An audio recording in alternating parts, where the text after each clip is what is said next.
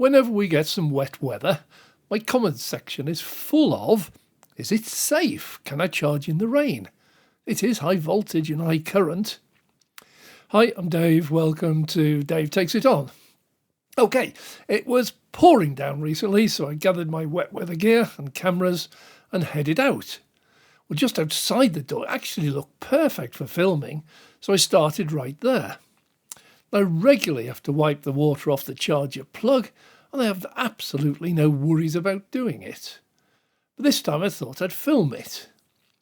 So having done that, I decided, let's go down to my local supercharger and get some film of EV drivers charging in torrential rain and see how they get on. No, I'm not hoping to film getting frazzled, but I want to see how they regard charging their car in the rain.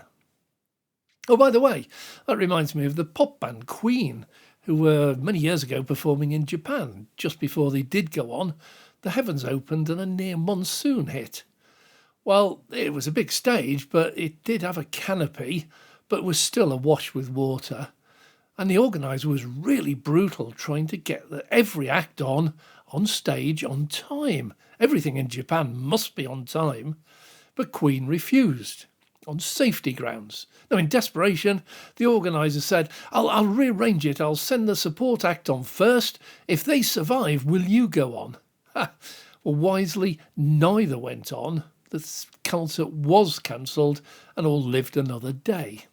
Anyway, back to charging. There was a new Apple Green installation right next to the supercharger that just opened, and I hadn't yet filmed that. So finishing up here, I travelled a few hundred yards to the motorway and joined the M6 heading south in really appalling weather. There was spray everywhere.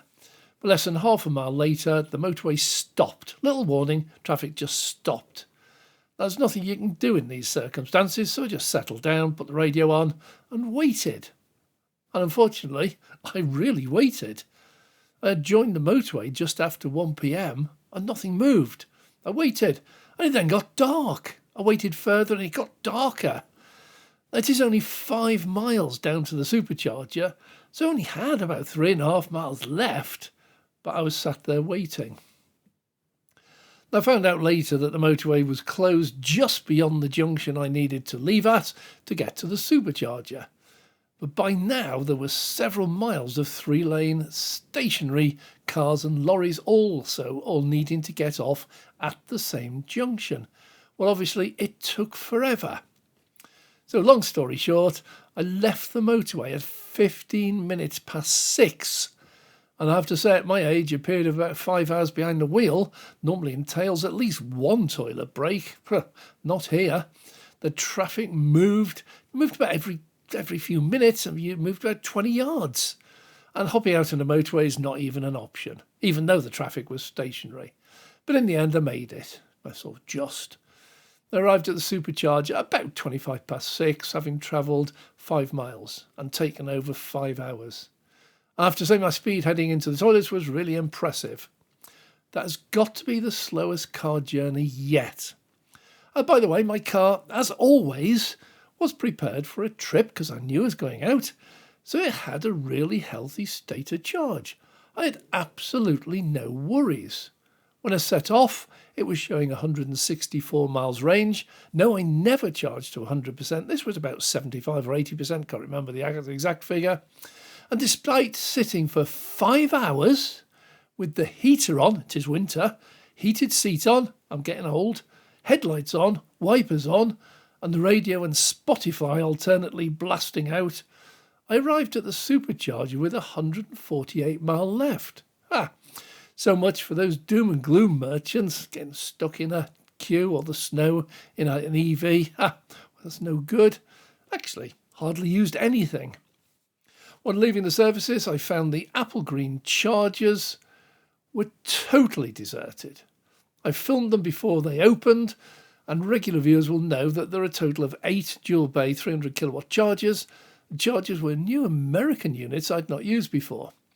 I have to admit, I was not in the best of moods for actually plugging in and charging and filming it, but I was there to film the chargers, so I filmed. Well, the chargers look really neat and all the switchgear is well disguised and hidden out of the way, so 10 out of 10 for the appearance.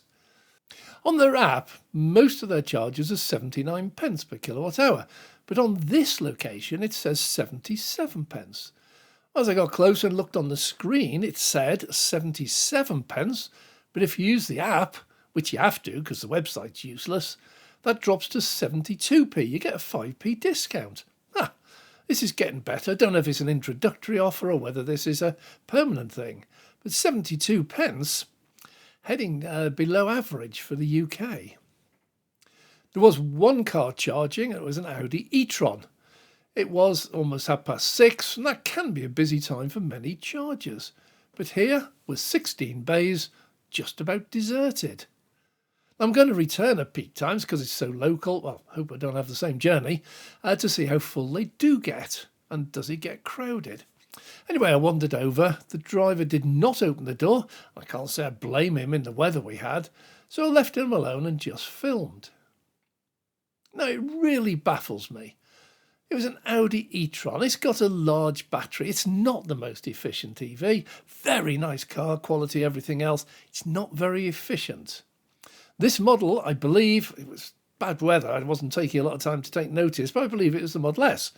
He'd been there for 25 minutes. Now, the Model S has a 95 kilowatt hour battery. Even the smallest is a 71 kilowatt hour. So according to the charger on the screen, he'd been there for 25 minutes and he was at 98% state of charge. And his charging rate was down to 25 kilowatts and dropping lower even while I watched it. It was tumbling down, meaning he could still have another 5 or 10 minutes charging left. Now, most EV drivers are advised to charge to 80% unless extra is really, really essential. So he could easily have finished at 80% and been gone after about 15 minutes. And the 18% over he'd already added had probably cost him about 10 minutes already. But here he was still waiting. And the extra 2% he was waiting for could easily take him another 5, 10, possibly 15 minutes. And was worth probably less than 20 miles. I have not charged my car to 100% for more than 3 years. Why was it so important for him to get to 100%? I'll never know, but he's not the only one I find doing that. Anyway, got my footage. The journey home was just 7 minutes, so it just shows what I go for my viewers and how a quick trip out to do a bit of filming can sometimes be anything but. Well, thanks very much for watching. If you have enjoyed this video, please click the like button. And if you'd like to see more, please subscribe and click the notification bell so we can notify you next time we launch a video. And a massive thank you to all our Patreon supporters. It is your support that enables us to go out and make these videos for you. So thank you very much for your contribution. I'm Dave.